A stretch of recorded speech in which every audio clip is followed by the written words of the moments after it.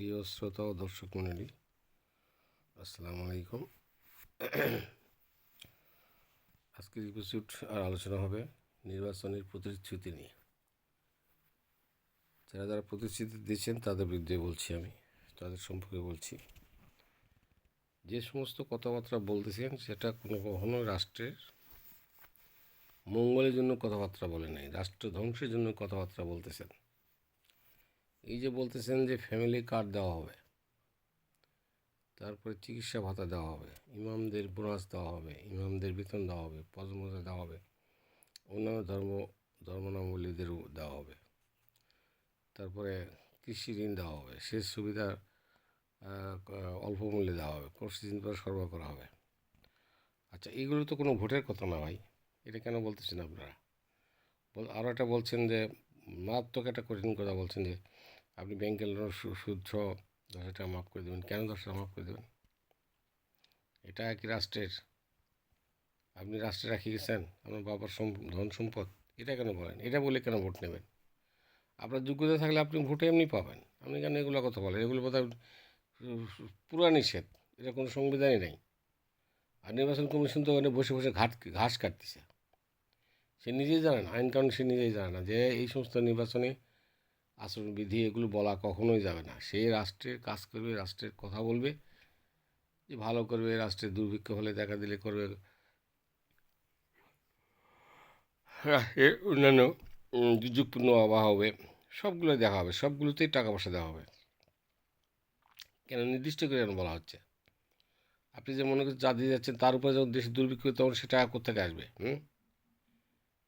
এগুলো বাদ দেন ভাই, আপনাদের চরিত্রগুলো পাল্টে ফেলান।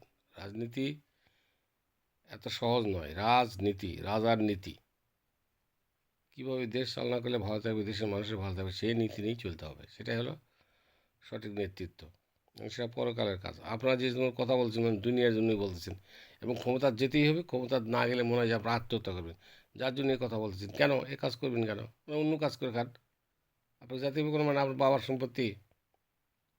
হ্যাঁ। আর আমি এটাও বলবো, মাননীয় বিএনপির নেতা যিনি আছেন, ওনাকে বলবো যে আপনি যে সমস্ত কথাবার্তা বলেন, না বলে তো আপনি ভোট পাইবেন না। আপনিও বলেন যে সুদ 10,000 কেন 15,000 টাকা মাফ করে দেওয়া হবে, এবং সকল সুযোগ দেওয়া হবে, কার্ড দেওয়া হবে, কৃষি ভর্তুকি দেওয়া হবে, কৃষকদের আরও সুবিধা দেওয়া হবে, পানির সেচ কম কম করে দেওয়া হবে, তারপরে ইমামদেরকে ভাতা দেওয়া হবে,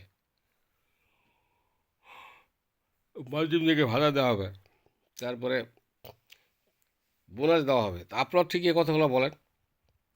আমি 100বার বলছি, জামাতের যে নেতা আছেন, বন্য দলের নেতা আছেন, আপনি এই কথাগুলো বলেন।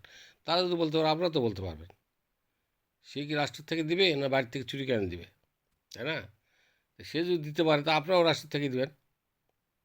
তারপরে যখন দেশের মহামারী দেখা যাবে, তখন তো আর আপনার দেশ ছেড়ে পলাইতে পারেন, পলানো ছাড়া কোনো উপায় নেই। যখন তো মাঠে মারে ফেলাবে। অতএব জামাত ইসলামীর আমিরকে বলছি, স্যার আপনি এই কথা অবশ্যই বলবেন। উনি যে সুযোগ সুবিধা বলেছে আপনিও সেটা বলবেন। সেই রাষ্ট্র থেকে দেবো, আপনিও দেবেন, সমস্যা কী? তা নাহলে কিন্তু আপনি একদম মাঠে মারা, আপনি কিন্তু ভোট পাবেন না। এই দিন আমি দেখতেছি বিভিন্ন জেলায় গেলাম, আপনি না জামাতের নেতার সংখ্যা কম, সমর্থক কম। জিজ্ঞেস করে দেখা যায় যে বেশিরভাগই বিএনপি সমর্থক। তাহলে আপনাদের কী গেল? যে লাই সেই কুদু। অতএব কাঙ্গালের কথা বাসি হলে বলে আমি আপনাকে বারবার বলবো জামাত ইসলামী নেতাকে যে স্যার আপনি এই তারেক জিয়া যে সমস্ত শর্ত দিচ্ছে, আপনি ঠিক সেই শর্তগুলো আপনি দেন। অবশ্যই দিত। আপনি যে ক্ষমতা যাবেন, দেশ শাসন করবেন, তাহলে অবশ্যই আপনাকে এটা বলতে হবে, নাহলে কিন্তু আপনি পাস করতে পারবেন না। তাছাড়া কাঙ্গালের কথা বাসি হলে ফলে।